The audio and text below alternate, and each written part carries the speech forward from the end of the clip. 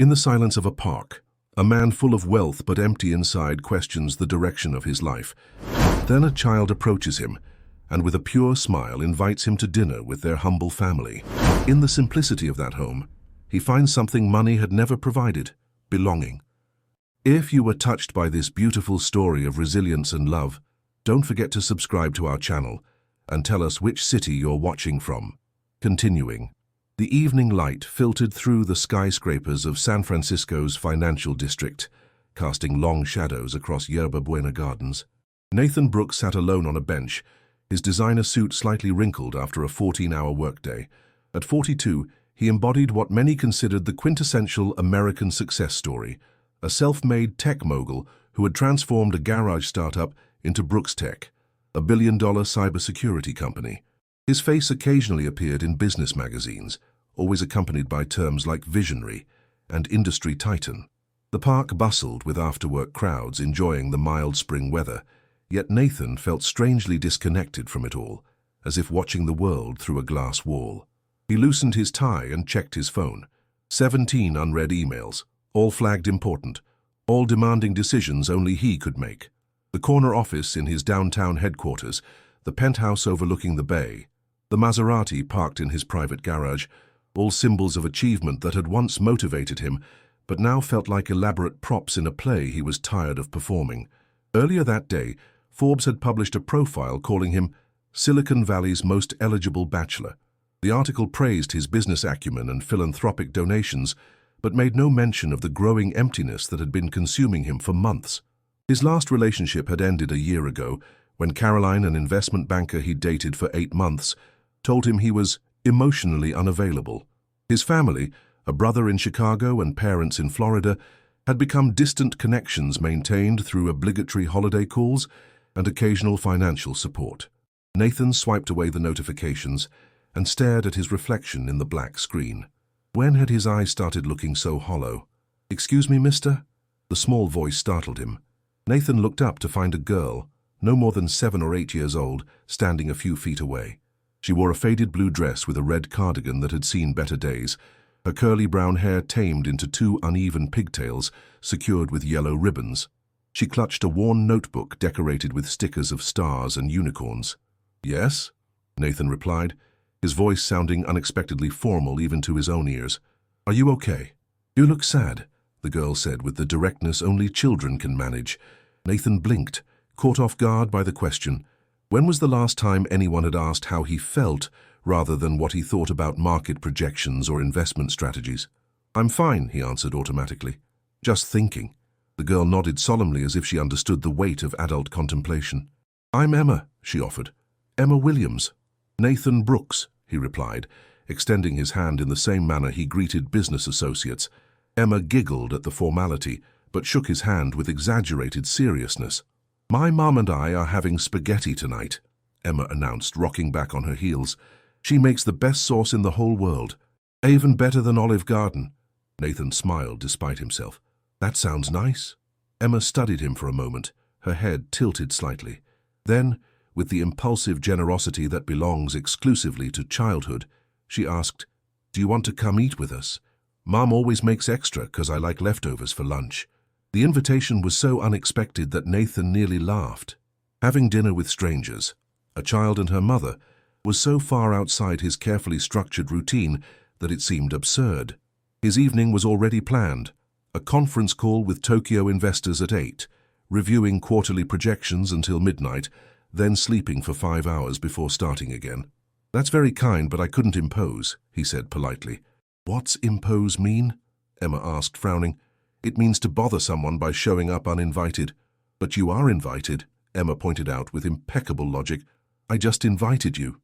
Before Nathan could respond, a woman's voice called out, "Emma, Emma, where did you go?" "Over here, Mom." Emma waved enthusiastically. A young woman hurried across the grass, relief washing over her face when she spotted her daughter. Olivia Williams was perhaps in her early 30s, with the same curly brown hair as her daughter, though hers fell loose around her shoulders. She wore simple jeans and a green t-shirt under a denim jacket, and despite her obvious concern, there was a warmth to her that seemed to radiate outward. "Emma, you know you're supposed to stay where I can see you," she scolded gently. placing a protective hand on her daughter's shoulder. "Sorry, Mom. I was talking to Mr. Brooks. He looks sad, and I thought spaghetti might help." Olivia's eyes widened with embarrassment as she finally registered Nathan's presence. "I'm so sorry if she bothered you," she said quickly. "Emma has never met a stranger." "She wasn't bothering me," Nathan assured her. "She's actually quite refreshing." Olivia looked at him more carefully then, taking in the expensive suit and watch that probably cost more than her monthly rent. Recognition flickered in her eyes. "You're Nathan Brooks." "From Brooks Tech." Nathan nodded, accustomed to being recognized but surprised to feel a twinge of disappointment. Would she now ask for a job referral? Investment advice? A donation to some cause? "Your facial recognition software helped the children's hospital where I volunteer implement better security protocols last year," she said instead. "It's made a real difference." It wasn't what Nathan expected. Most people mentioned his wealth or asked about stock tips. Few ever referenced the actual impact of his company's work.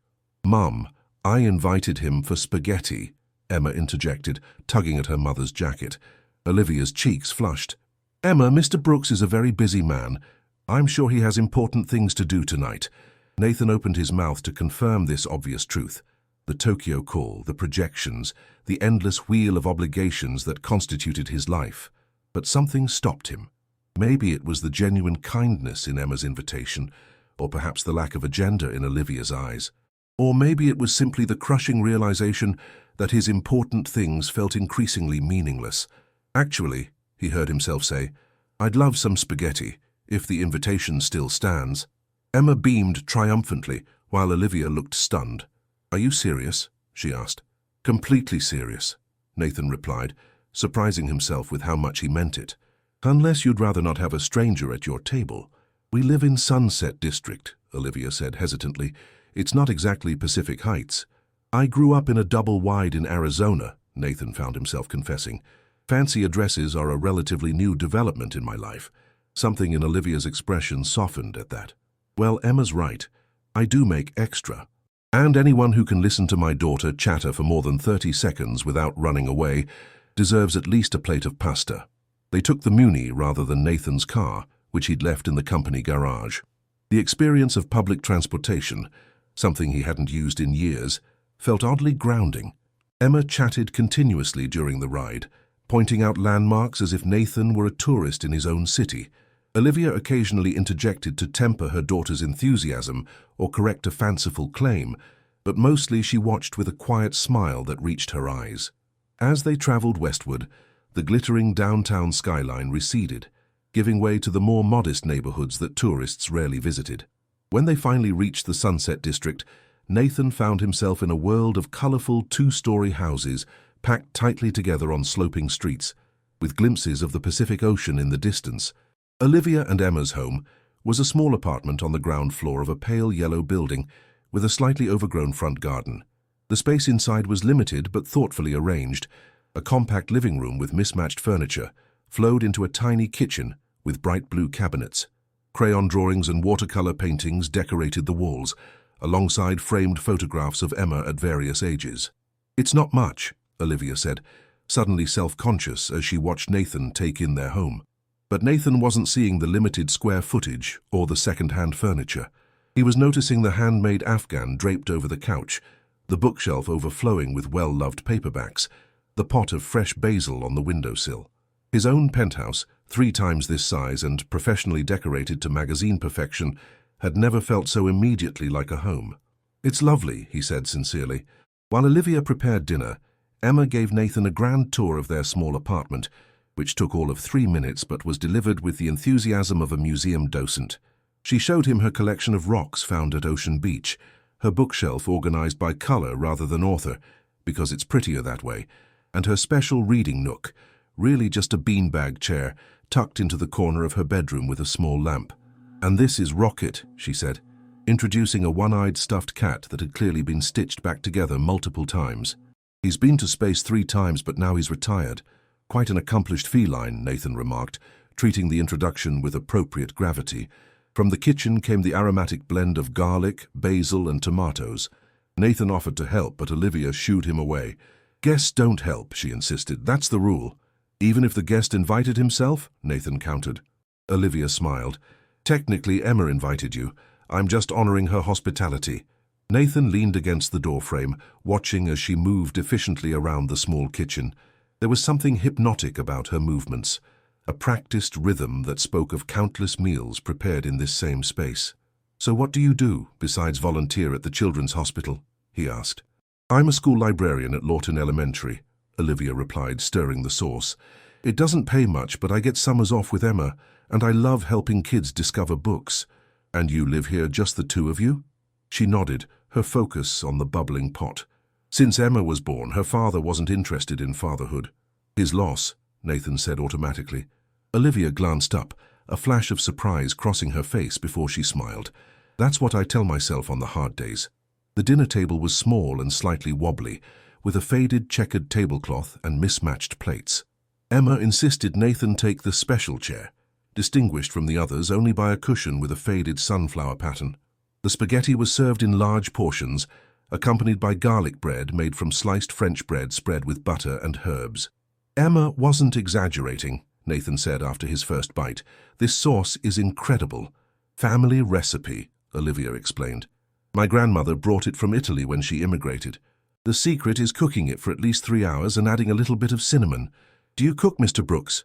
Emma asked, twirling spaghetti around her fork with focused determination. Nathan realized he couldn't remember the last time he'd prepared a meal from scratch. His refrigerator at home contained mostly bottled water and protein shakes.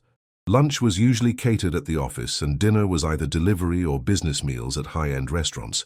Not really, he admitted. I'm pretty useless in the kitchen. Mom can teach you, Emma offered generously. She's the best cooker ever, Olivia laughed. I think Mr. Brooks has people who cook for him, sweetie. Actually, I don't, Nathan found himself saying. I just don't eat at home much. That's sad, Emma declared with a child's blunt honesty. Food tastes better at home.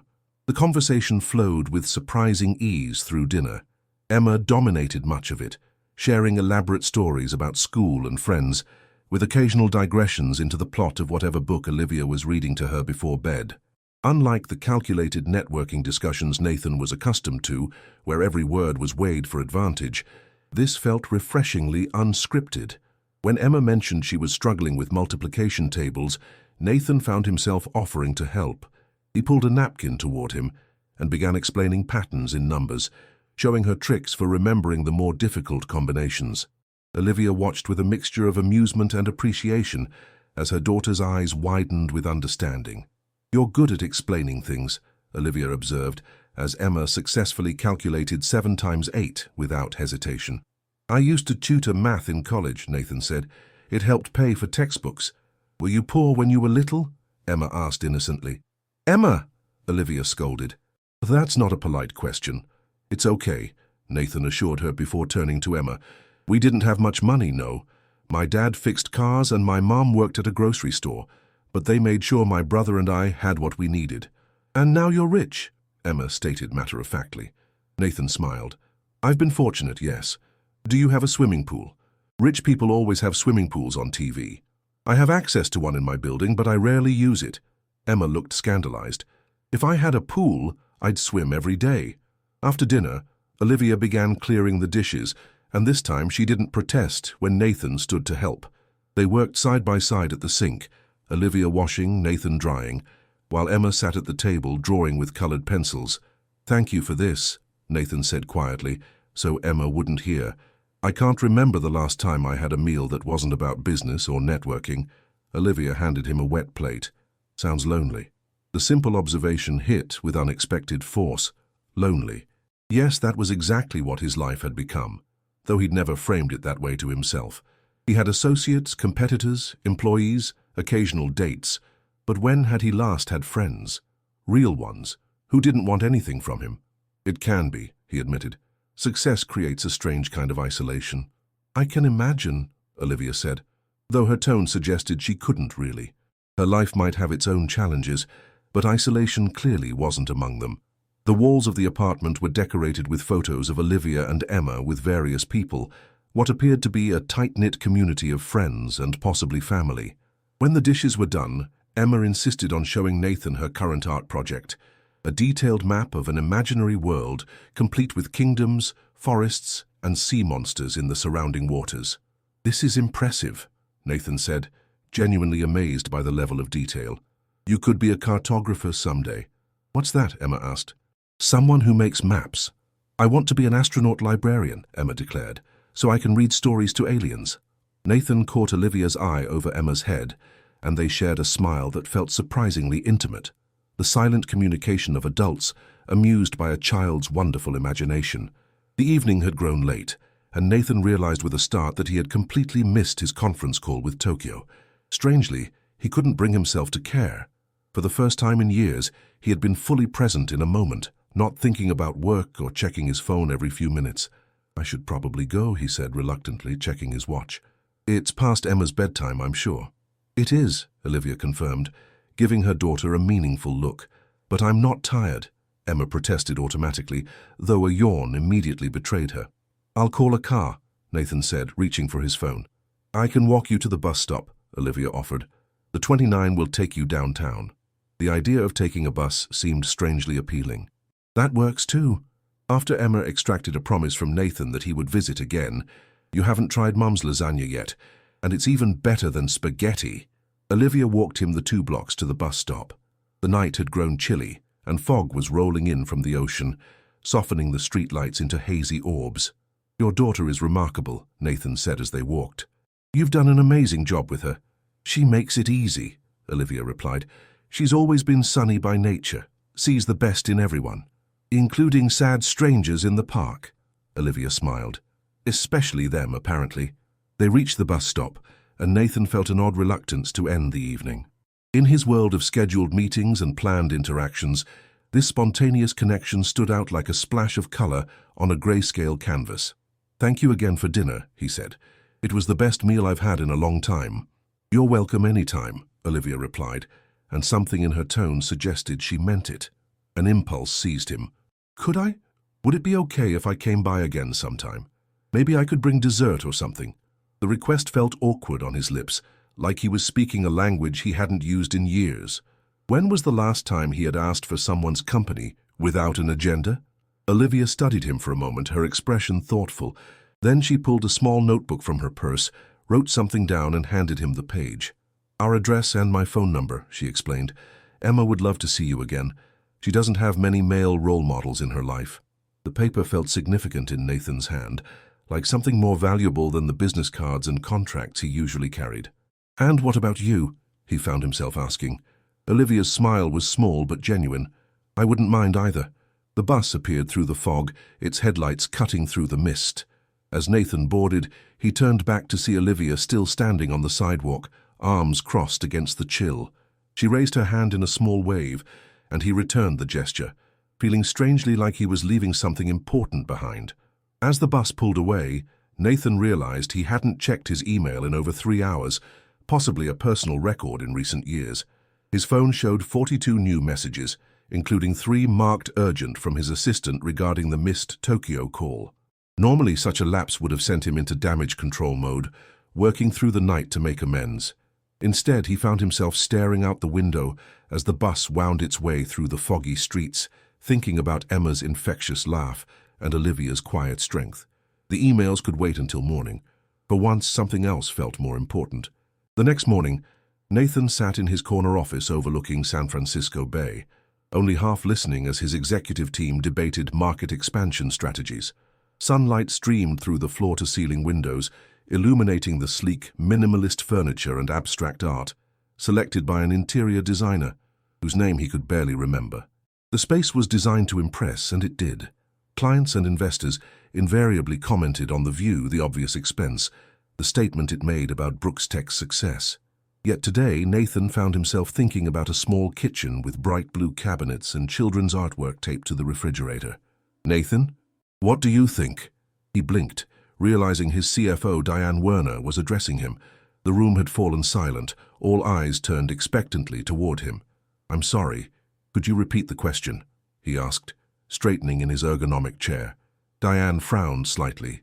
"I was asking if you want to proceed with the Singapore acquisition this quarter or wait until Q1 next year." Nathan forced himself to focus. The acquisition represented a $400 million investment, and would expand Brooks Tech's reach significantly in Asian markets. It was exactly the kind of decision he normally thrived on: high stakes, complex variables, potentially enormous returns. "Let's review the projections one more time," he said, buying himself a moment to collect his thoughts.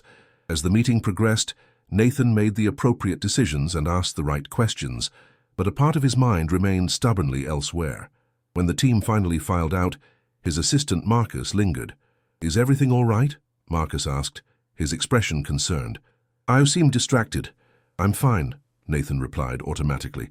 "Just a lot on my mind." Marcus nodded, though he didn't look entirely convinced. "The Tokyo investors were upset about the missed call last night. I've rescheduled for tomorrow morning, but Mr. Tanaka specifically asked me to convey his disappointment." "I'll handle it," Nathan assured him. Something came up unexpectedly. The words felt strange. In his meticulously controlled life, unexpected things rarely came up. His calendar was a fortress, guarded by Marcus with religious devotion. The fact that he'd abandoned a pre-scheduled call for dinner with strangers was so out of character that Marcus was probably wondering if he should call a doctor. Once alone, Nathan found himself reaching into his pocket for the small piece of paper Olivia had given him. He'd transferred her number to his phone that morning, but had kept the paper, an uncharacteristically sentimental gesture that he didn't examine too closely. Before he could overthink it, he typed out a text message. "Thank you again for dinner last night. Would Emma like these?" He attached a photo of a set of professional colored pencils he'd ordered to be delivered to his office that morning after remembering how intently she'd worked on her drawings. The reply came a few minutes later. "Those look amazing, but way too expensive. She has perfectly good pencils." Nathan smiled at the response, so different from what he was used to. In his world, gifts were strategic, accepted with calculating gratitude, and the unspoken expectation of reciprocation. Olivia's instinctive refusal was refreshingly honest. He typed back, "Consider it a thank you for the best spaghetti in San Francisco. I promise it's not excessive by my standards." There was a longer pause before the next reply. "Emma says thank you and wants to know when you're coming for lasagna." Something warm unfurled in Nathan's chest. He checked his calendar, packed solid for the next 2 weeks with meetings, dinners, and a weekend conference in Seattle. The responsible thing would be to wait until his schedule cleared. Instead, he texted, "How about Friday evening? I'll bring dessert." The response was immediate. "Emma says that's perfect because Friday is library day, so we're home early. 6:30. 6:30 it is," he confirmed, already mentally rearranging his Friday schedule, which included a dinner with potential investors that Marcus would be horrified to learn he was planning to cancel. The rest of the week passed in a blur of meetings, presentations, and decisions. Nathan moved through them with his usual competence, but a strange new awareness had taken root.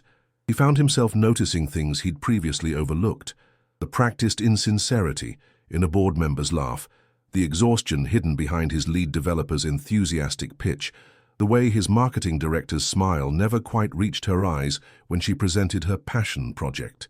Had his world always been this performance, this careful calculation of advantage and impression? Or was he simply seeing it differently now, through a lens adjusted by one evening of genuine interaction? By Friday afternoon, Nathan had cleared his schedule despite Marcus's barely concealed shock.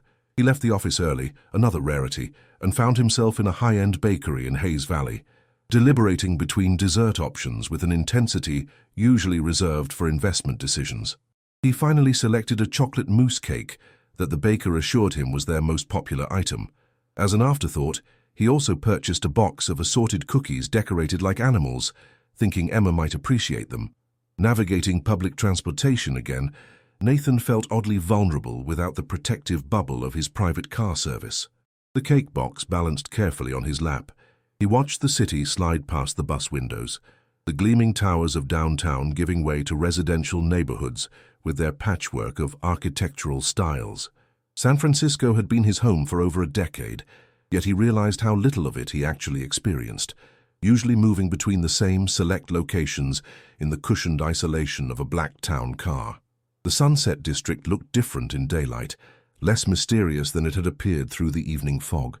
The rows of houses, built in the 1940s and 50s, showed their age in faded paint and weathered details. But there was a lived-in charm to the neighborhood that the sterile luxury of Nathan's Pacific Heights penthouse lacked. He found Olivia and Emma's building easily, the pale yellow exterior memorable even in a row of colourful houses. Before he could knock, the door swung open to reveal Emma, bouncing on her toes with excitement. "You came back," she exclaimed, as if his return was both hoped for and somewhat unexpected. "I promised I would," Nathan replied, surprised by how important it felt to keep that promise. Emma's eyes widened at the bakery boxes. "Is that dessert? Is it chocolate?" "Mom says I have to eat real food before dessert, but sometimes she lets me lick the spoon when she makes brownies." "Emma, let Mr. Brooks at least come inside before you interrogate him," Olivia called from within the apartment. Nathan stepped into the living room to find Olivia setting the small dining table. She wore jeans and a simple blue blouse, her curly hair pulled back in a loose ponytail. She looked up and smiled, and Nathan felt an unexpected flutter in his chest. "Right on time," she said. "The lasagna just came out of the oven." "I brought dessert," Nathan said, holding up the boxes. "And please, call me Nathan. Mr. Brooks makes me feel like I'm in a business meeting." Olivia took the boxes to the kitchen while Emma grabbed Nathan's hand and pulled him toward the couch. "I want to show you my new library books," she announced. "Mom let me get 5 this time because I finished my chores every day." The dinner that followed was similar to their first evening together, yet somehow even more comfortable, as if they'd crossed some invisible boundary from strangers to something approaching friends. The lasagna was indeed as remarkable as Emma had promised. Layers of pasta, cheese, and savory meat sauce, creating a perfect harmony of flavors. Conversation flowed naturally, punctuated by Emma's enthusiastic digressions and Olivia's gentle redirections. Nathan found himself sharing stories from his college days, working as a campus tour guide, pulling all-nighters to code his first successful program, eating ramen for so many consecutive meals that he couldn't look at the stuff for years afterward. "When did you start your company?" Olivia asked as she served second helpings. "Officially, right after graduate school," Nathan explained. "But the idea started in my senior year of undergrad. I developed a facial recognition algorithm that was more accurate than anything on the market at the time. My roommate Alex was the one who convinced me it could be a business." "Is he still part of your company?" Emma asked, sauce smeared adorably around her mouth. Nathan's expression shifted slightly. "No. He left after the first round of major funding. We had different visions for the company's future." What he didn't share was how bitter that split had been, Alex arguing that they should focus on developing tools for non-profit and public service applications, while Nathan had seen the far more lucrative potential in corporate and government contracts. The argument had ended their friendship, and Nathan had bought out Alex's share when the company's valuation hit $50 million. Last he'd heard, Alex was teaching computer science at a state university in Oregon. "Do you miss having a partner?" Olivia asked perceptively. The question caught Nathan off guard. "Sometimes," he admitted. "The early days were exciting, working around the clock, taking risks, building something from nothing. There's a certain magic in that beginning phase that gets lost when a company grows too large." "Why don't you start something new then?"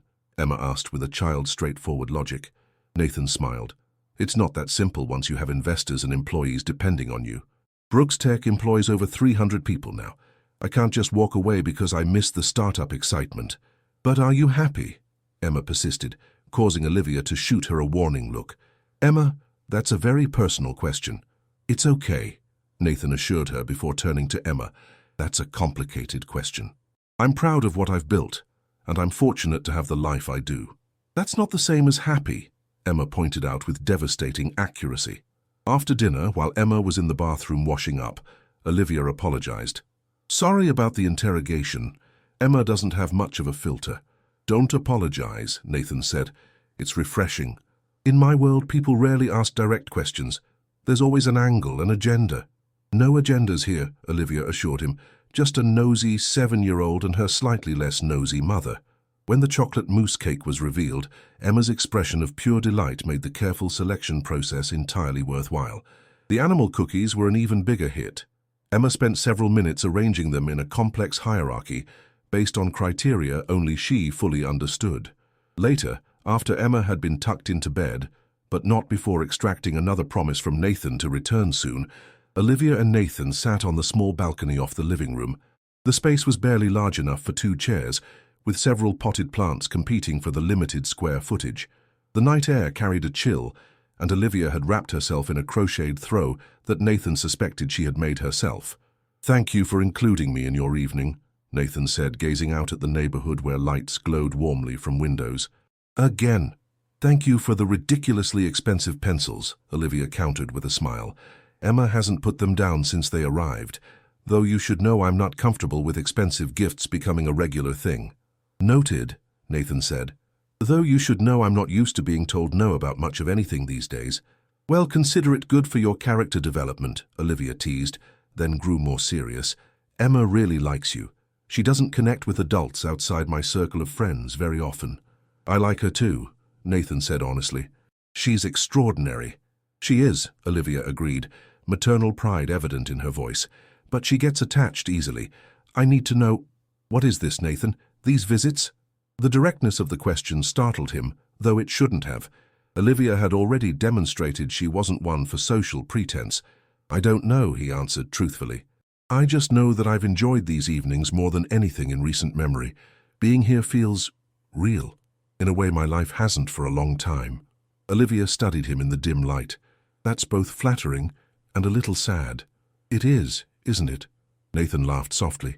"Pretty pathetic that a tech billionaire has to invite himself to dinner with strangers to feel a genuine human connection." "I didn't say pathetic," Olivia corrected gently. "I think it's human to seek authenticity. Maybe your world doesn't offer much of it." The observation hit uncomfortably close to home. "It doesn't," Nathan admitted. "Success creates a strange bubble. People either want something from you or assume you're not like them anymore." Over the following weeks, Nathan's visits to the Williams household became increasingly frequent. What began as Friday dinners expanded to include Wednesday evenings, weekend brunches, and the occasional Sunday afternoon at the park. Each time Marcus would stare at him in poorly concealed bewilderment as Nathan rearranged meetings, delegated presentations, and declined invitations to industry events that would have been unthinkable to miss just months earlier. The board had noticed too. Philip Harrington, the chairman, had cornered Nathan after their monthly meeting with concerns thinly veiled as friendly interest. "Everything all right with you, Nathan?" he'd asked, his patrician features arranged in an expression of calculated concern. "You seem distracted lately." "I'm fine, Phil," Nathan had assured him. "Just working on maintaining a better work-life balance." Philip had laughed as though Nathan had made an excellent joke. Of course. Though remember, the Yamamoto merger won't close itself." The warning was clear enough. Nathan's unusual behavior was being tolerated for now, but patience had limits. Yet despite these pressures, Nathan found himself increasingly drawn to the simple routines of Olivia and Emma's life.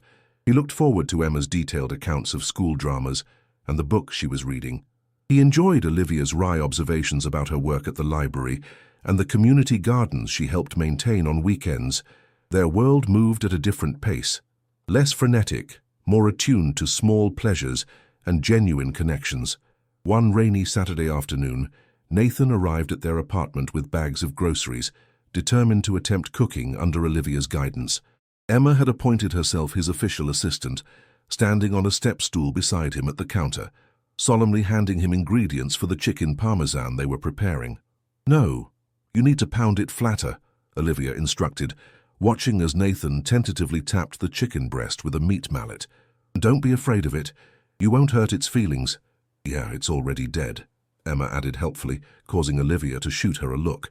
"Emma, we've talked about tact."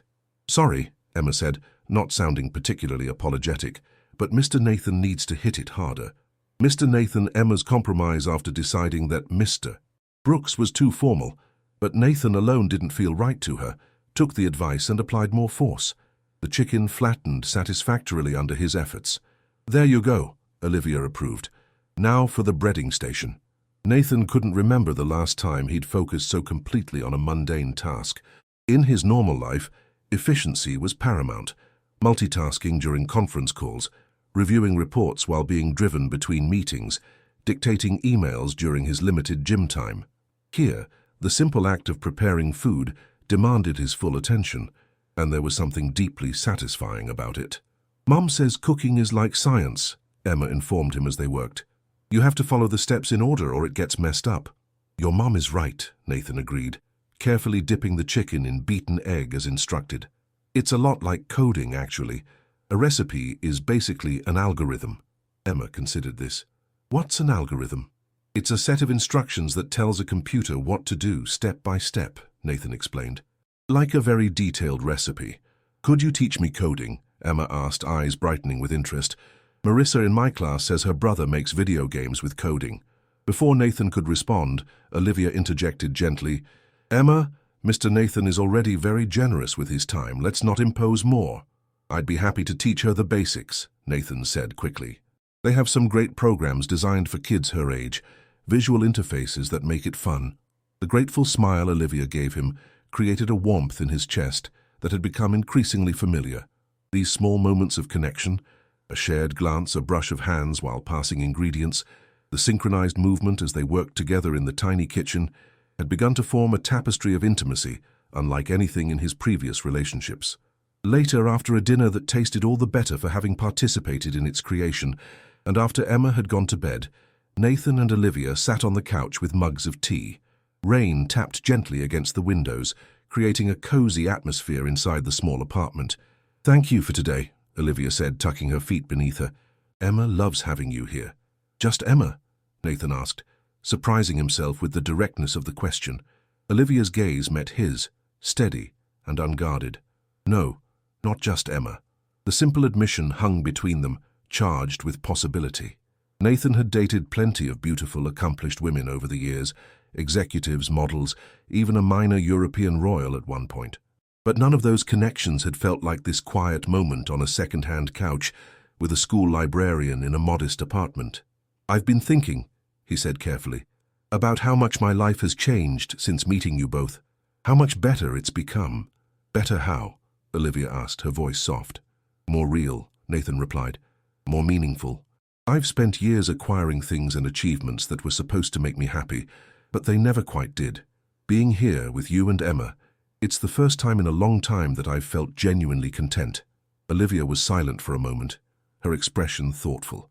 I'm glad, she finally said, but I also worry, Nathan. Our worlds are very different. What happens when the novelty of simple dinners and rainy Saturdays wears off? The question was fair, even necessary.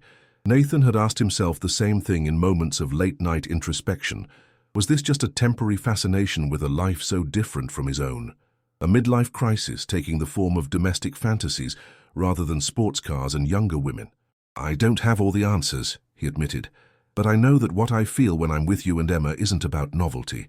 It's about finally finding something authentic in a life that's become increasingly artificial. Olivia considered this, then set her mug down on the coffee table. I need to be very clear about something, she said, her tone gentle but firm. Emma is my priority, always. She's already becoming attached to you and I can't let her get hurt. I would never want to hurt either of you, Nathan said immediately. I believe you mean that, Olivia acknowledged, but good intentions aren't always enough. Your life is complicated, Nathan. Mine is deliberately simple. I've worked hard to create stability for Emma. Are you saying you don't want me to come around anymore? Nathan asked, a surprising pang of loss already forming at the thought. No, Olivia said, reaching out to touch his hand. I'm saying I need to be careful. We need to be careful. For Emma's sake. The contact of her fingers against his sent a current of warmth up his arm. Without overthinking it, Nathan turned his hand to clasp hers. I understand, he said softly, and I respect that. Emma is lucky to have you as her mother. Olivia's smile was tinged with vulnerability. I'm trying my best. It hasn't always been easy. Tell me, Nathan encouraged, genuinely wanting to understand her journey. She took a deep breath. Emma's father and I were together for less than a year. When I told him I was pregnant, he made it very clear he wasn't interested in being a father. I was 24, working as a teaching assistant while finishing my library science degree. My parents had just retired to Arizona, and while they offered to help, I didn't want to uproot their plans.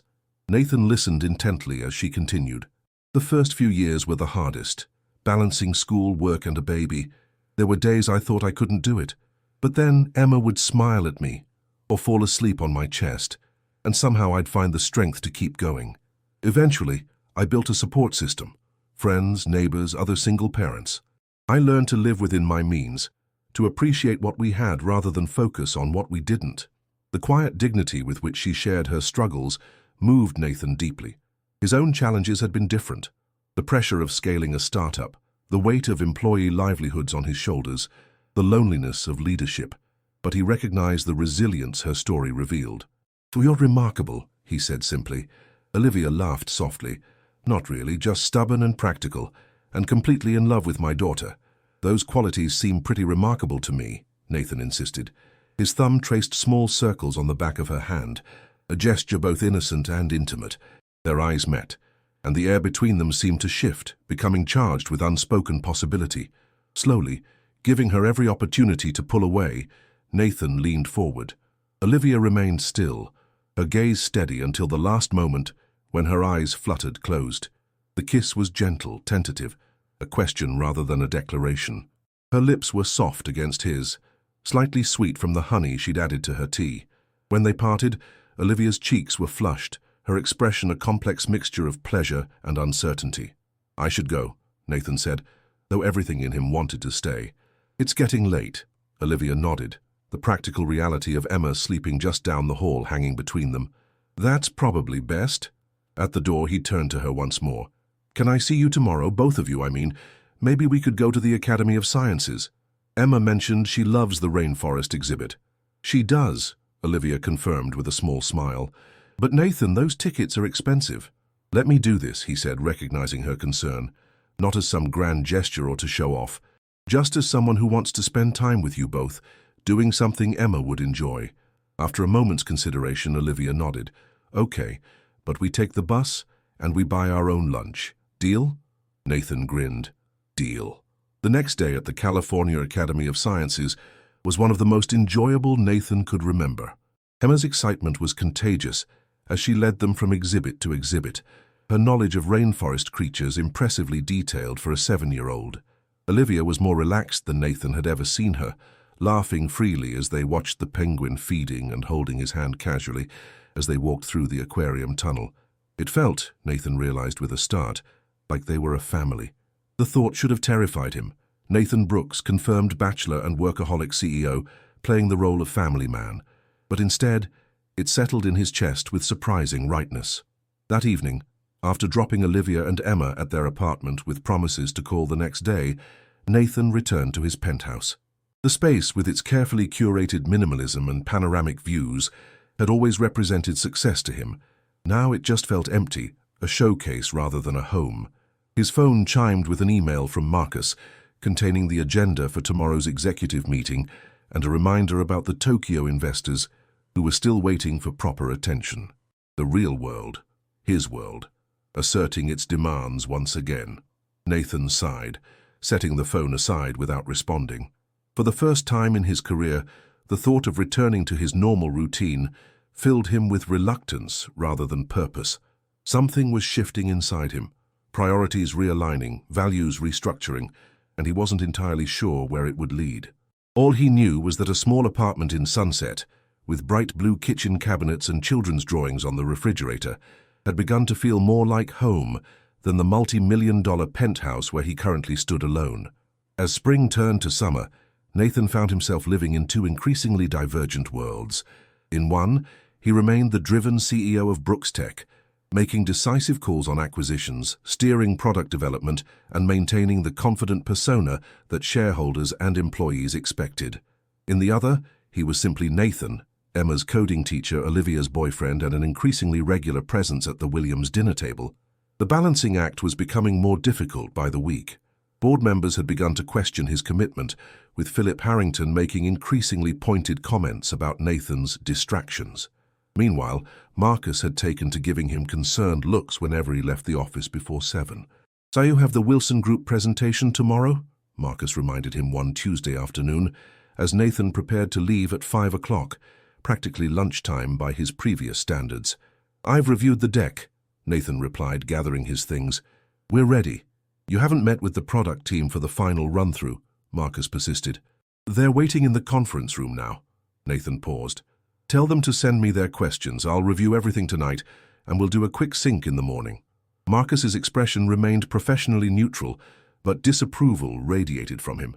"As you wish, sir." The "sir," which Marcus only used when particularly frustrated, wasn't lost on Nathan. He understood the confusion his behavior was causing. For 7 years, he had been the first one in and the last one out, answering emails at all hours and expecting the same dedication from his executive team. His sudden interest in work-life balance was understandably jarring. The truth was, Nathan himself was still adjusting to these changes. There were moments when the old drive would surge within him, the hunger for the next big deal, the satisfaction of outmaneuvering competitors, the adrenaline rush of risk and reward. In those moments, he would throw himself back into work with familiar intensity, only to find himself distracted by thoughts of Olivia's laugh or Emma's latest school adventure. That evening, as promised, Nathan reviewed the Wilson presentation from the small desk in his home office. The Wilson Group represented a potential $75 million contract, the kind of deal that would have consumed him completely a few months ago. Now, he found himself checking the time repeatedly, eager to finish so he could call Olivia before Emma's bedtime. His phone rang just as he was making final notes. The screen displayed Alex Jensen, a name from the past that caused Nathan's eyebrows to rise in surprise. He hesitated, then answered, "Alex, this is unexpected." "Hello, Nathan." The voice was familiar, yet distant, like a song heard long ago. "I hope I'm not interrupting anything important." "Just work," Nathan replied, leaning back in his chair. "What can I do for you?" There was a brief pause. "I'm in San Francisco for a conference. Thought maybe we could grab coffee, catch up. It's been a while. 5 years, to be exact. 5 years since his former best friend and business partner had walked away from Brooks Tech after their fundamental disagreement about the company's direction. Their last conversation had been heated, with words exchanged that both had probably regretted, but neither had apologized for. "Coffee," Nathan repeated, surprised by the suggestion. "Sure, why not? When were you thinking?"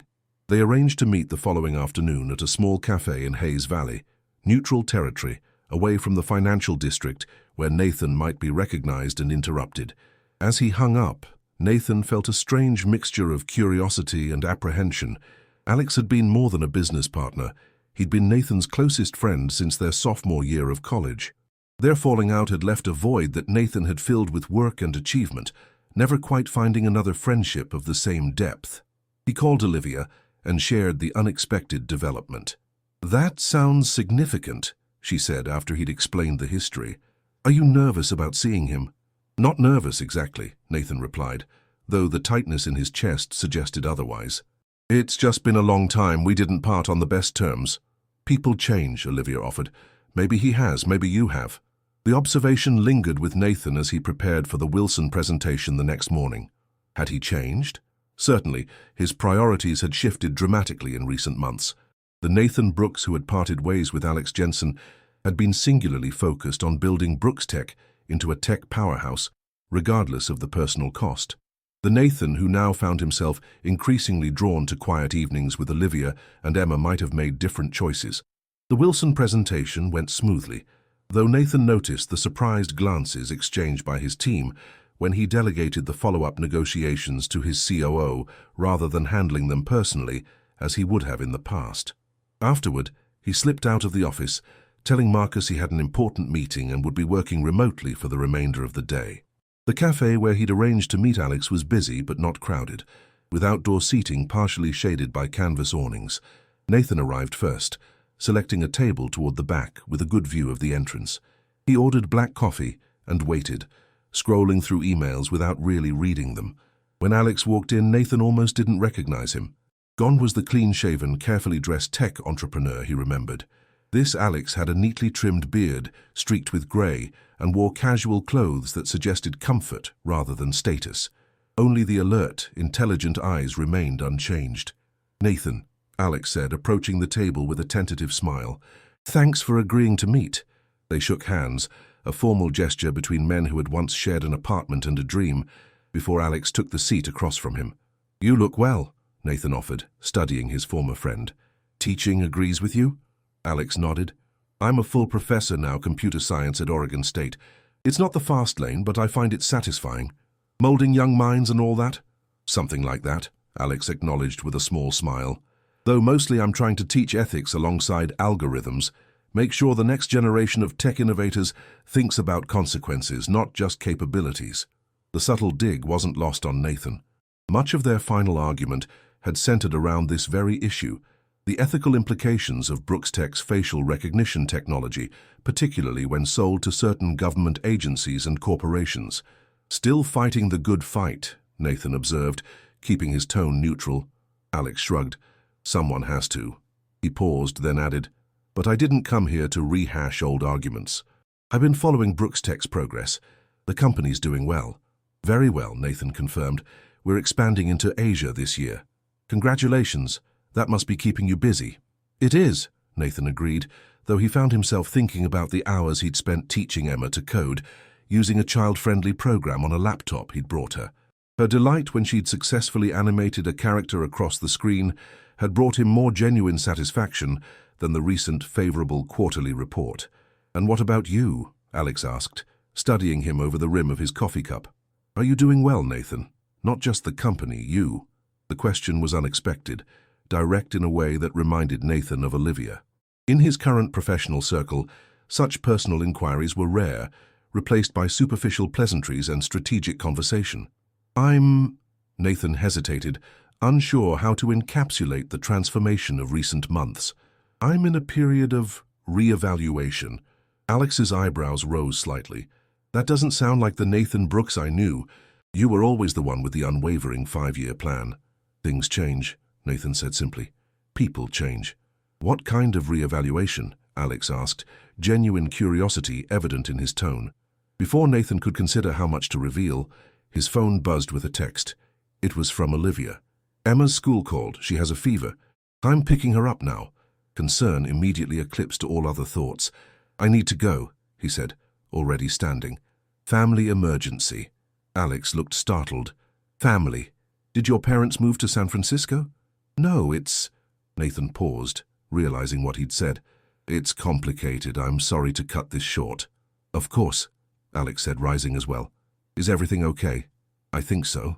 A child with a fever. Alex's confusion was evident. Your child?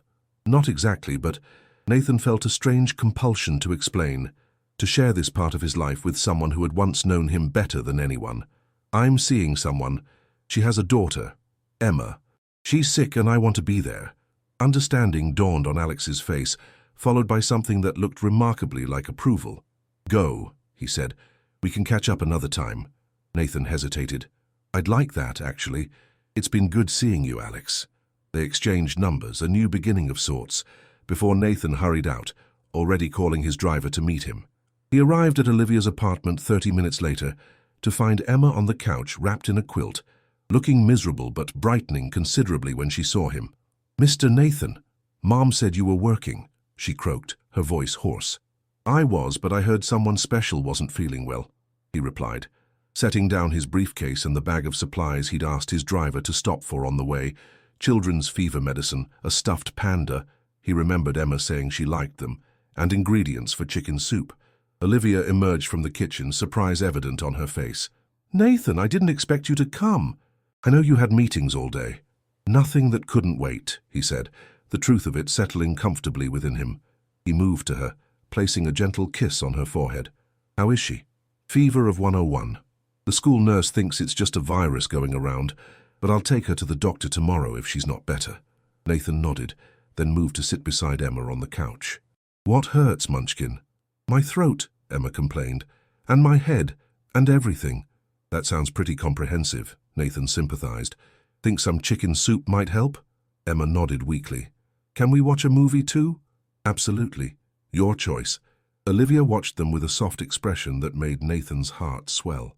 Later, after homemade soup had been consumed, medicine administered, and Emma had fallen asleep during her second movie of the afternoon, Olivia joined Nathan in the kitchen. You didn't have to come, she said quietly. I know how busy you are. I wanted to be here, Nathan replied simply. When I got your text, nothing else seemed important. Olivia studied him for a long moment. Do you realize what you said just now? Nothing else seemed important. That's significant, Nathan. He considered her words. It is, isn't it? A few months ago, I wouldn't have left the office for anything short of a natural disaster. Now you're bringing soup ingredients and stuffed pandas at the first sign of a fever, Olivia completed, a hint of wonder in her voice. Is that okay? Nathan asked, suddenly uncertain. Olivia's response was to step closer, wrapping her arms around his waist and resting her head against his chest. "It's more than okay," she murmured. "It's everything."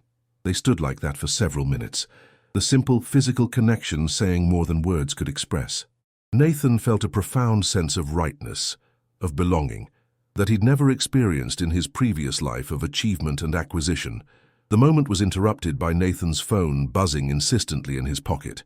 With an apologetic glance at Olivia, he checked the screen to find multiple messages from Marcus and an urgent email from Philip Harrington demanding an immediate call. Reality intruding once again. "I need to make a few calls," Nathan said reluctantly. "Board issues." Olivia nodded understandingly. "Use the bedroom for privacy. I'll check on Emma."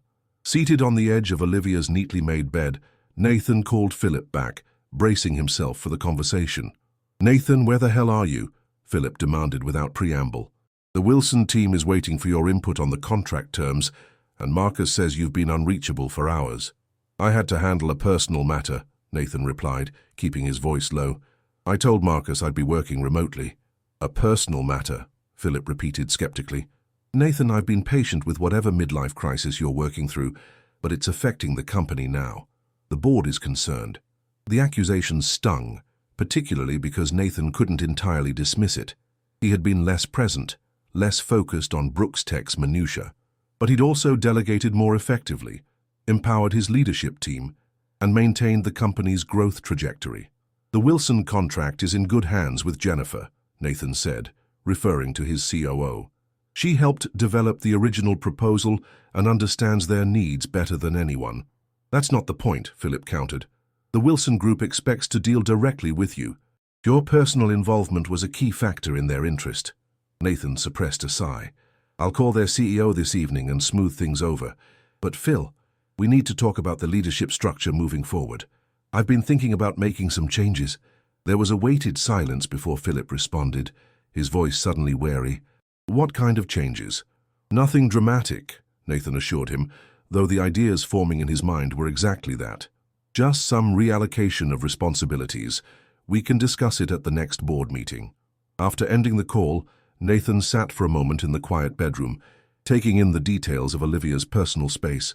Unlike his own sterile bedroom, with its designer furniture and automated blackout blinds, this room was distinctly lived in.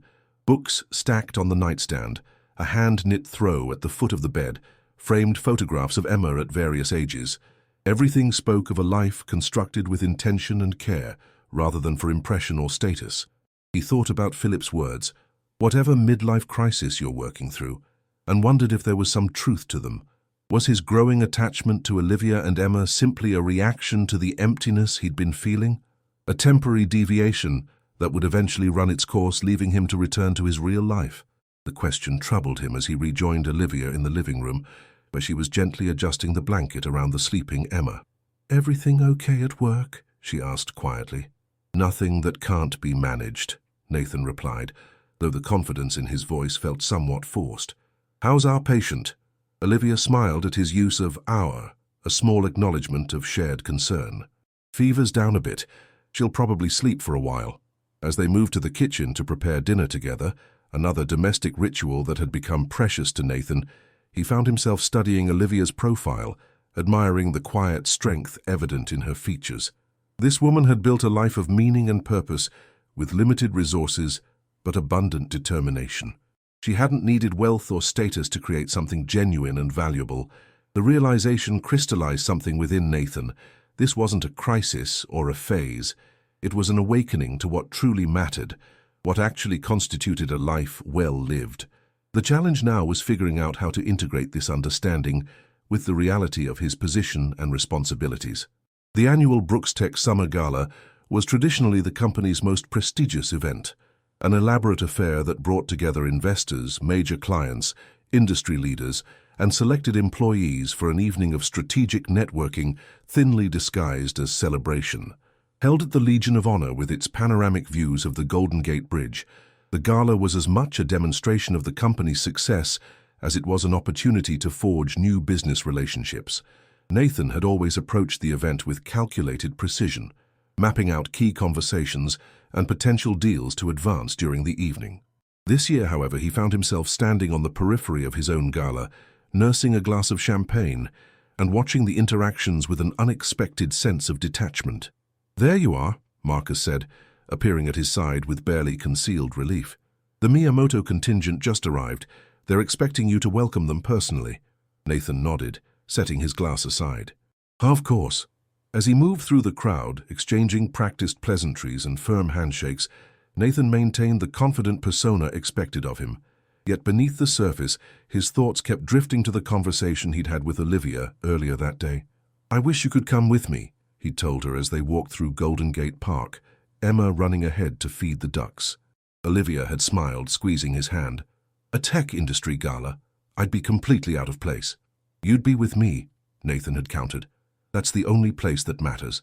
The sentiment had surprised him as much as it clearly surprised her. 3 months ago, Nathan Brooks would never have considered bringing a date to the gala who didn't enhance his professional image in some way. Now the thought of spending the evening without Olivia made the whole event seem hollow. "Too public, too soon," Olivia had said gently. "Besides, Emma has her school performance tomorrow morning. We need an early night." She was right, of course. Their relationship, while increasingly significant to both of them, remained private, a separate world untouched by the complexities of Nathan's professional life. Introducing Olivia to his corporate sphere would change that irrevocably. "Nathan, there you are!" The booming voice pulled Nathan back to the present. Philip Harrington approached, accompanied by an elegantly dressed woman in her 50s, whom Nathan recognized as Catherine Winslow, CEO of Meridian Health Systems, one of the largest healthcare providers in the country, and a potential client Brooks Tech had been courting for months. "I was just telling Catherine about our new integrated security protocols," Philip said, his smile not quite reaching his eyes. "She's particularly interested in the patient data protection features."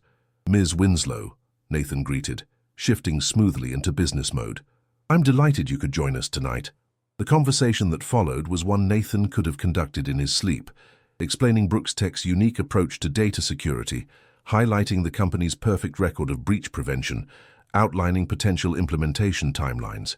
Catherine asked intelligent questions that Nathan answered with practiced expertise, all while Philip watched approvingly. "I must say, your reputation as an innovator is well deserved," Catherine remarked as their discussion concluded. "I'd like to have my team follow up next week to discuss specifics." "Wonderful," Nathan replied, exchanging business cards. "My office will arrange everything." As Catherine moved away to greet another acquaintance, Philip clapped Nathan on the shoulder with excessive heartiness. "Now that's the Nathan Brooks I know," he said, lowering his voice. Focused, sharp, commanding the room. "Where has that man been hiding lately?" Before Nathan could respond, Marcus approached again, this time with a small group of Japanese executives in tow. The evening continued in this vein, a parade of handshakes, business discussions, and strategic smiles.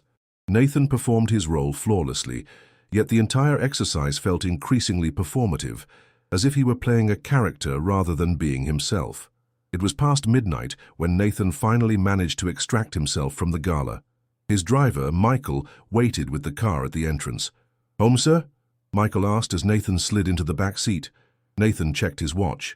It was late, far too late to visit Olivia and Emma, but the thought of returning to his empty penthouse held little appeal.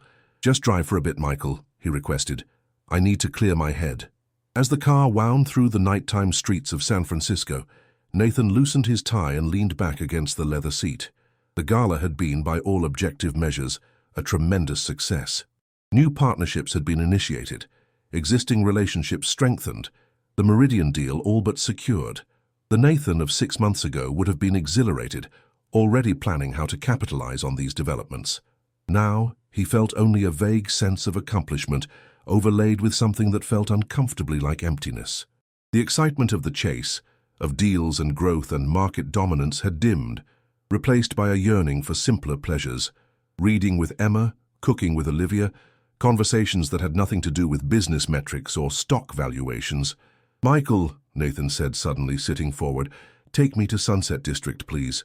The corner of Irving and 28th. It was approaching 1 in the morning when the car pulled up half a block from Olivia's apartment. Nathan knew he shouldn't disturb them.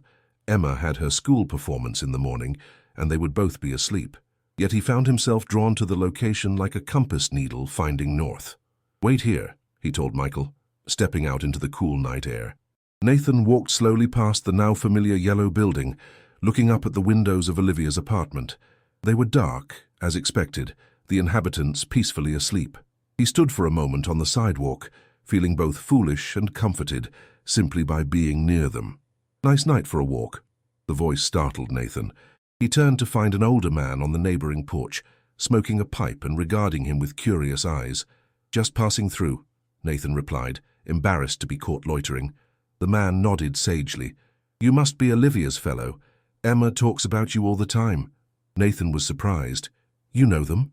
"Been neighbors for 5 years," the man confirmed. "I'm Walter. Watch Emma sometimes when Olivia has evening shifts at the library fundraisers." "Nathan," he introduced himself, stepping closer. "Nice to meet you." Walter studied him through a haze of pipe smoke. "Good people, those two. Been through a lot, especially Olivia. Never complains, though, just keeps going." "She's remarkable," Nathan agreed. "Don't see many fancy suits in this neighborhood," Walter observed, eyeing Nathan's tuxedo, especially at 1 in the morning. Nathan glanced down at his formal attire, suddenly conscious of how out of place he must appear. "I was at an event. Just wanted to be near them, I guess. Sounds strange when I say it out loud." Walter chuckled. "Doesn't sound strange to me. Sounds like a man in love." The word landed with surprising weight. Love. Nathan hadn't allowed himself to frame his feelings in such definitive terms, but hearing it spoken so matter-of-factly by this stranger made the reality of it impossible to deny. He was in love with Olivia. With Emma, too, in the way one loves a child who has somehow claimed a piece of your heart without permission or warning. "I should go," Nathan said, suddenly needing space to process this revelation. "It was nice meeting you, Walter."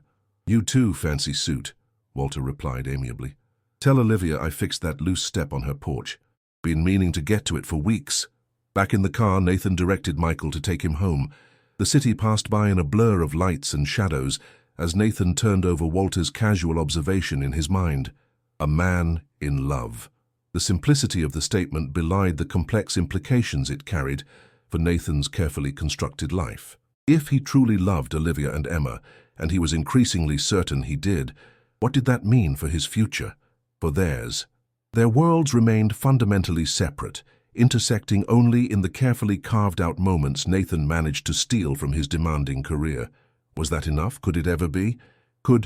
Morning found Nathan at his desk by 6, reviewing quarterly projections with a focus born of professional habit rather than genuine interest. The knock on his office door was a welcome interruption. "You have a visitor," Marcus announced, his expression suggesting this was an unwelcome development. "Alex Jensen, he doesn't have an appointment." Nathan's eyebrows rose in surprise. "Send him in." Alex entered looking more like the man Nathan remembered from their partnership days, dressed in a button-down shirt and slacks rather than the casual attire of their cafe meeting. He carried a leather messenger bag and a cautious smile. "Sorry to drop in unannounced," Alex said after Marcus had closed the door behind him. "I'm flying back to Oregon this afternoon, but wanted to follow up after our abbreviated conversation." "No apology necessary," Nathan assured him, gesturing toward a chair. "How was your conference?" "Productive. Some interesting developments in privacy-preserving machine learning." Alex set his bag down and glanced around the office. "This place has changed a bit since I was last here." Nathan followed his gaze, seeing the space through Alex's eyes, the expanded view from additional floors acquired, the sleeker furniture, the subtle displays of success in the form of awards and magazine covers framed on the walls. "The company's grown," Nathan said simply. "So I see." Alex's tone was neutral, but something in his expression suggested a deeper assessment. "How's the child? The one with the fever?" "Emma," Nathan supplied, a smile automatically forming at her name. "She's better. Back to her energetic self. She has a school performance today. A play about the water cycle. She's playing a raindrop." Alex studied him with undisguised curiosity. "You care about her? And her mother?" It wasn't a question, but Nathan answered anyway. "I do. Very much." "That's not something I expected to hear from Nathan Brooks, devoted bachelor and workaholic extraordinaire," Alex observed, though his tone held no judgment. "It wasn't something I expected either," Nathan admitted. "It just happened." Alex nodded thoughtfully. The best things usually do. There was a comfortable silence between them, a fragment of their old friendship briefly resurfacing. Nathan found himself wanting to explain, to articulate the transformation he'd been experiencing.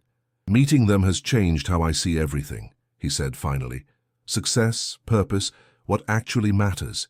It's all shifted. And how does that fit with all this?" Alex gestured to encompass the office, the company, the life Nathan had built. It was the question Nathan had been grappling with himself. "I'm still figuring that out," he admitted.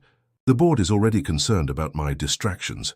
If they knew how deep this goes, that I'm seriously reconsidering my priorities, there would be real pushback." "You could step back," Alex suggested.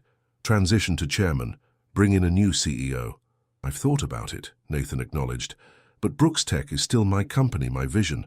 I'm not ready to hand over the reins completely." Alex leaned forward, his expression earnest. "Then create a new vision, one that accommodates both worlds." Before Nathan could respond, his phone buzzed with a text from Olivia. "Break a leg with your big presentation today. Emma says to crush those numbers. She thinks you're doing math, I didn't correct her. Dinner tonight?" The message brought an immediate smile to Nathan's face, which didn't go unnoticed by Alex. "That's a telling expression," Alex observed. "Whoever that is, they matter to you." "They do," Nathan agreed, putting his phone away. "More than I can explain." Alex stood, retrieving his bag. "Then don't lose sight of that, Nathan. Speaking from experience, work will always be there. The people who make you smile like that, they're the rare find." After Alex left, Nathan sat at his desk, turning their conversation over in his mind. Create a new vision. The idea resonated, offering a potential path forward that didn't require choosing between worlds, but rather reimagining how they might coexist. His thoughts were interrupted by Marcus appearing at the door, his expression grave. "The board has called an emergency meeting. Philip wants everyone in the conference room in 15 minutes. "Emergency meeting? About what?" Marcus hesitated. "He didn't specify, but he asked me to clear your schedule for the remainder of the day." A sense of foreboding settled over Nathan as he gathered his materials and headed to the boardroom. Inside, he found the full board already assembled, expressions ranging from concerned to openly hostile. Philip stood at the head of the table, a tablet in hand and a grim set to his mouth. "Nathan, thank you for joining us," Philip said, his formal tone immediately setting off warning bells. "Please have a seat." As Nathan took his place, Philip tapped his tablet, and the large screen at the end of the room illuminated with a spreadsheet. "These are the company's performance metrics for the past 6 months, Philip began. "As you can see, while we're still profitable, our growth has slowed significantly in the last quarter. New client acquisition is down 17%, and the Yamamoto merger is weeks behind schedule." Nathan studied the figures with a critical eye.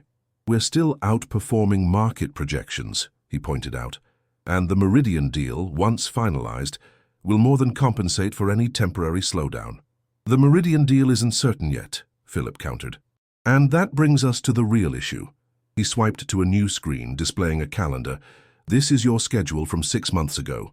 The calendar was packed, color-coded blocks filling nearly every hour of every day. Another swipe. "And this is your current schedule." The difference was striking. Significant gaps appeared throughout the days, entire evenings and weekends left deliberately open. "The board has concerns, Nathan," Philip continued, his voice hard, "about your focus, your commitment, your priorities. We've been patient, but the numbers don't lie. Your leadership has become diluted." Nathan felt a flush of anger rising. "My leadership style has evolved, yes. I've delegated more, empowered the executive team to take ownership. That's not dilution, it's maturation."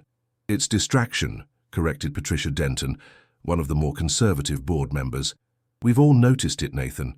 The early departures, the missed calls, the sudden unavailability for key meetings. Something has your attention, and it isn't Brooks Tech." The accusation hung in the air, demanding a response. Nathan considered his options carefully. He could deny it, minimize his relationship with Olivia and Emma, promise to refocus on the company above all else. It would be the politically expedient choice, the one that would preserve his position and power, but it would also be a betrayal of what had become most precious to him. "You're right," Nathan said finally, his voice steady. "My attention has been divided. I've met someone, a woman named Olivia and her daughter, Emma. They've become important to me, very important. The admission was met with uncomfortable silence. This was not the response they had expected. "While I understand personal relationships are part of life," Philip said carefully, "your primary responsibility is to this company and its shareholders. If your personal situation is affecting your ability to lead effectively, perhaps we need to discuss interim arrangements." The implicit threat was clear: step back in line or step aside. 6 months ago, such an ultimatum would have been unthinkable. Nathan Brooks was Brooks Tech. The two were inseparable in the minds of investors and the industry at large. But now, faced with the prospect of choosing between the company he had built and the relationship that had transformed his understanding of what mattered, Nathan found the decision clarifying rather than agonizing. "I think that's an excellent suggestion," he said, causing visible surprise around the table. "In fact, I've been considering a restructuring of leadership for some time now." "Restructuring?" Philip repeated warily. Nathan nodded, a plan forming as he spoke.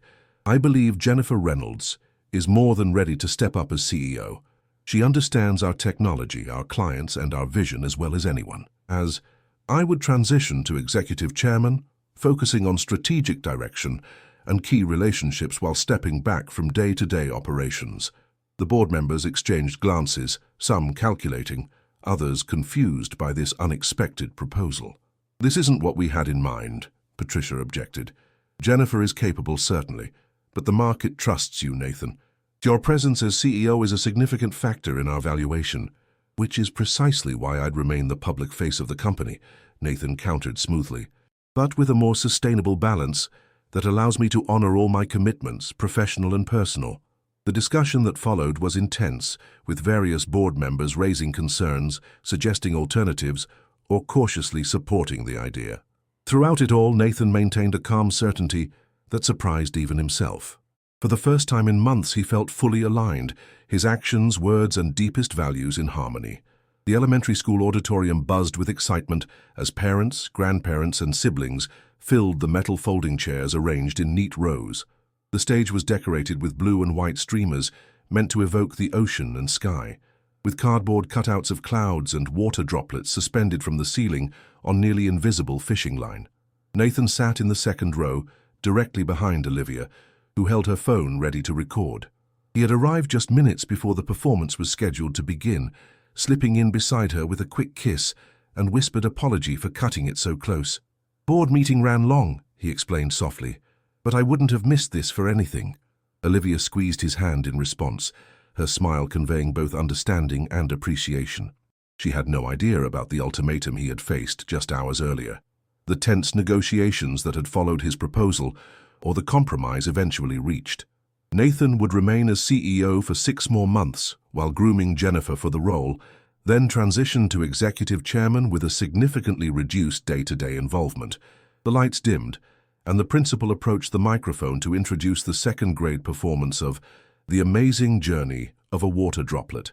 Nathan found himself leaning forward with surprising anticipation as the children filed onto the stage in costumes of varying complexity. Emma was easy to spot, her blue outfit adorned with glitter, and a headpiece shaped like a raindrop that wobbled slightly when she moved. When it was Emma's turn to deliver her lines, she stepped forward with confidence, her voice clear and strong. "I might look small, but I'm important. Without raindrops like me, nothing could grow or live on Earth. I travel from the clouds to the ground, from rivers to oceans and back to the sky again and again." Pride swelled in Nathan's chest, an emotion so pure and uncomplicated that it caught him off guard. He had felt pride before, of course, in business accomplishments, in recognition received, in wealth accumulated. But this was different. Pride not in something he had done or created, but simply in someone he loved being exactly who they were. After the performance, Emma ran to them in the crowded hallway, still wearing her raindrop headpiece, her face flushed with excitement. "Did you see me? Did you hear my part? Was I loud enough?" The questions tumbled out in a breathless stream. "You were perfect," Olivia assured her, kneeling to adjust the headpiece that had tilted precariously to one side. "The star of the show," Nathan agreed, earning a beaming smile from Emma. "Can we go for ice cream now?" Emma asked, turning hopeful eyes to her mother. "You said maybe if the performance went well." "I think that can be arranged," Olivia replied, exchanging an amused glance with Nathan over Emma's head. As they walked toward the parking lot, Emma skipping ahead with boundless energy, Olivia slipped her hand into Nathan's. "Everything okay? You seemed a bit tense when you arrived." Nathan considered how much to share. The meeting had been challenging, the negotiation delicate, but he had emerged with a path forward that felt right. "Actually, I have some news," he said. "I'm making changes at Brooks Tech, stepping back from the CEO role in 6 months to become executive chairman." Olivia stopped walking, her expression shifting to one of concern. "Nathan, that's a huge change. Are you sure about this?" "I know how important the company is to you." "I'm sure," he confirmed, the certainty in his voice surprising even himself. "It's still important, but not in the all-consuming way it once was. There are other things, other people, who matter more now." The implication hung between them, both warming and worrying Olivia. "I don't want you to make decisions you might regret because of us." "I won't regret this," Nathan assured her. "The opposite, actually. I've been running at an unsustainable pace for years, defining myself entirely through work. This change, it's not just about making time for you and Emma, though that's part of it. It's about creating a life that reflects what I truly value." Olivia studied his face, searching for any hint of doubt or hesitation. Finding none, she squeezed his hand. "If you're sure, then I support you completely." "I am," Nathan said, then smiled as Emma called impatiently for them to hurry up. Now I believe ice cream was promised to a certain star performer. The small ice cream parlor in the inner Sunset was crowded with families, the bell above the door jingling constantly as customers came and went. Emma deliberated over her choices with the seriousness of a Supreme Court justice before selecting rainbow sherbet with sprinkles. Olivia chose vanilla with hot fudge, while Nathan opted for coffee ice cream, a preference he'd only discovered recently during these family outings. Family outings. The phrase appeared in his mind naturally now, no longer feeling presumptuous or temporary. As they sat at a small table by the window, Emma chattering about which of her classmates had forgotten their lines, and how Jenny Miller's cloud costume had partially fallen apart mid-performance, Nathan found himself contemplating the journey that had brought him here. 6 months ago he had been a different man, successful by conventional measures, but hollowed out by the single-minded pursuit of achievement. A chance encounter in a park, a child's simple invitation, had altered his course completely. Now, watching Olivia laughing at Emma's dramatic reenactment of the performance's mishaps, Nathan felt a contentment that no business victory had ever provided. Later that evening, after Emma had gone to bed, Nathan and Olivia sat on her small balcony, a shared blanket draped over their laps against the evening chill. The neighborhood was quiet, just the occasional distant sound of traffic and the closer melody of wind chimes from a nearby balcony.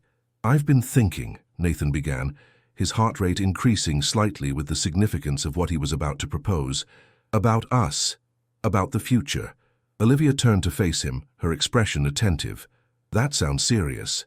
"It is," Nathan confirmed. "These past months have changed everything for me. Being with you and Emma, it's shown me what matters, what I want my life to be about." "And what is that?" Olivia asked softly. "Love," Nathan said simply.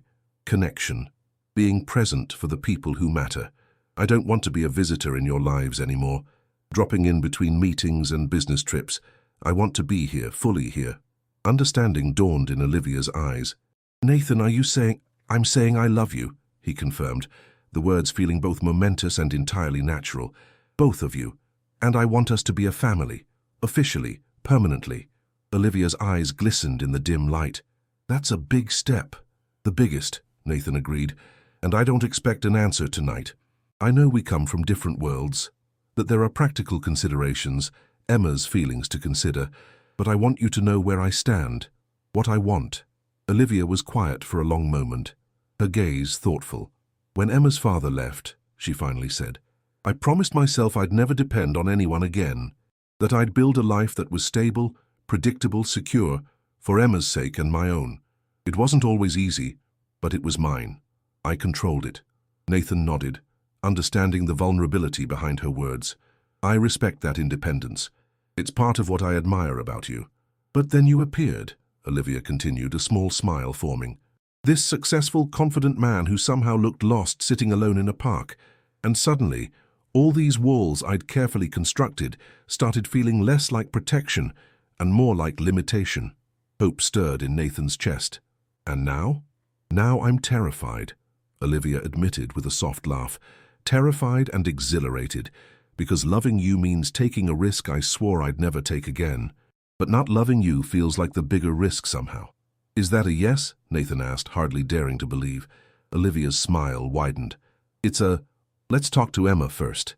This affects her life as much as ours. The conversation with Emma took place over pancakes the next morning, weekend pancakes being a sacred tradition in the Williams household that Nathan had happily embraced. As Emma methodically drowned her stack in maple syrup, Nathan and Olivia exchanged nervous glances. "Emma, sweetie," Olivia began, "Mr. Nathan and I want to talk to you about something important." Emma looked up, immediately alert to the serious tone. "Am I in trouble?" "Not at all," Nathan assured her quickly. "It's something good. At least we hope you'll think it's good. You know how Mr.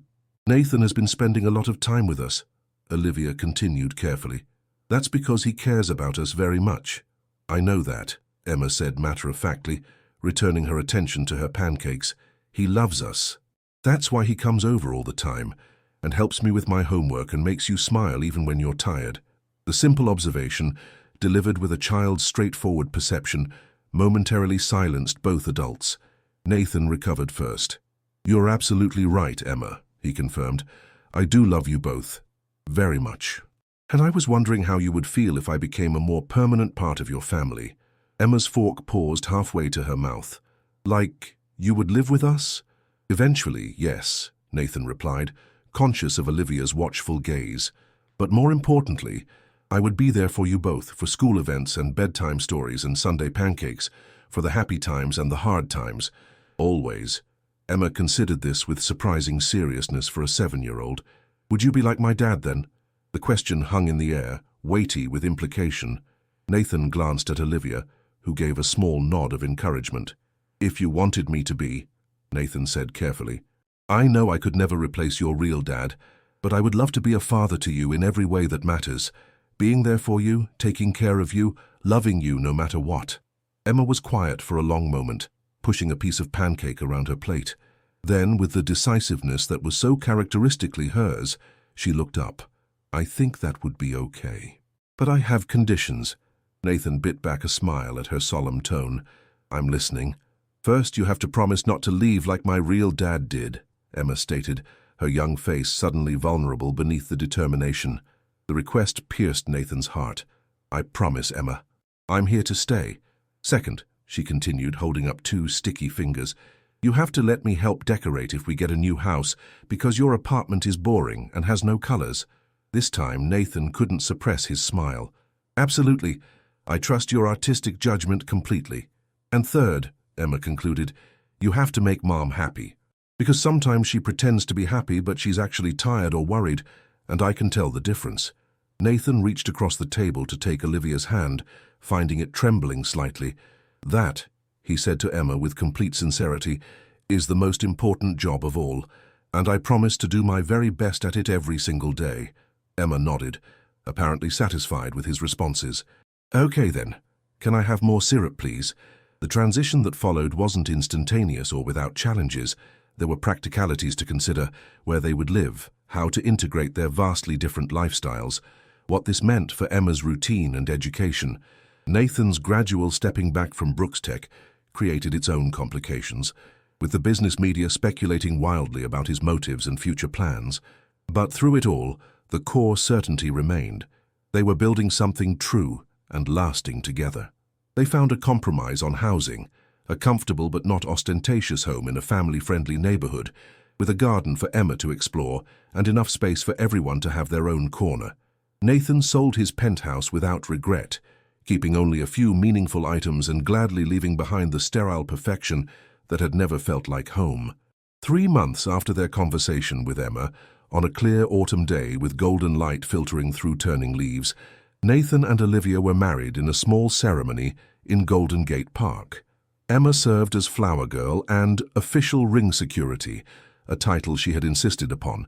Walter from next door attended, as did several of Olivia's colleagues from the library and friends who had supported her through the early years of single parenthood. From Nathan's side came a smaller contingent, his parents flown in from Arizona and slightly bewildered by their son's transformation from corporate titan to family man.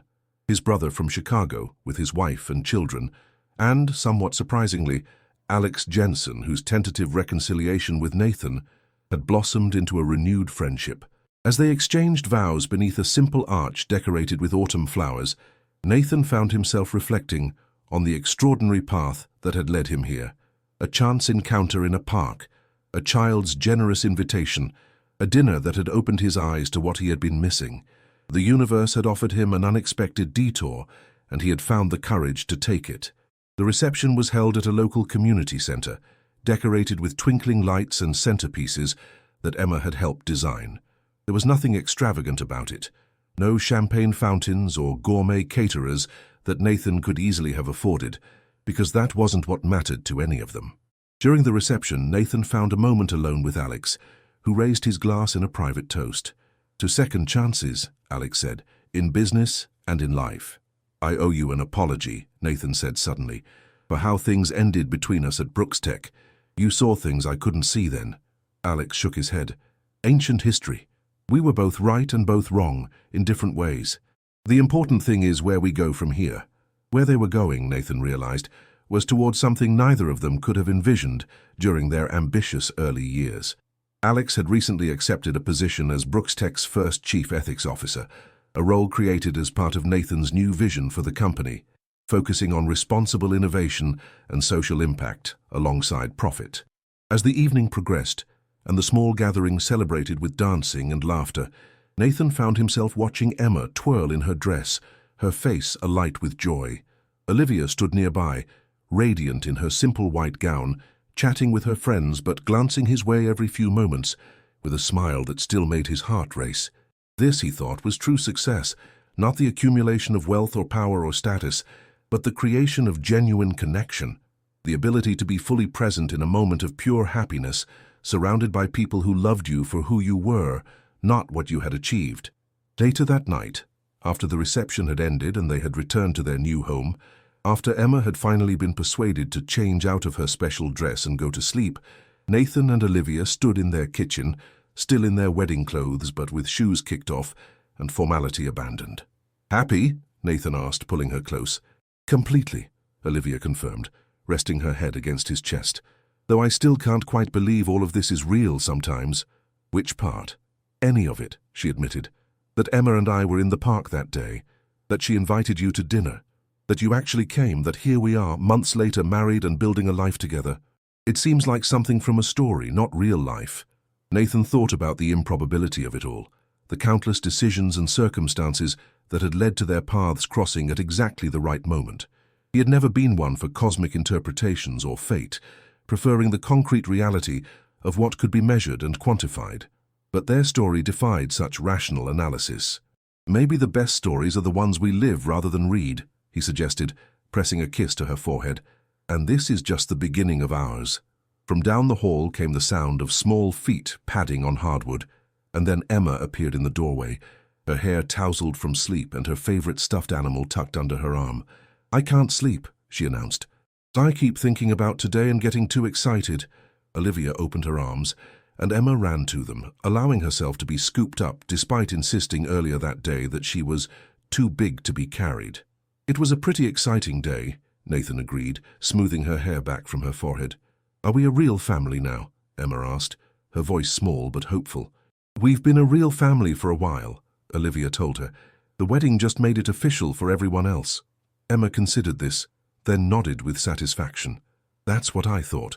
She yawned widely, her earlier excitement clearly giving way to exhaustion. "Can you both tuck me in again?"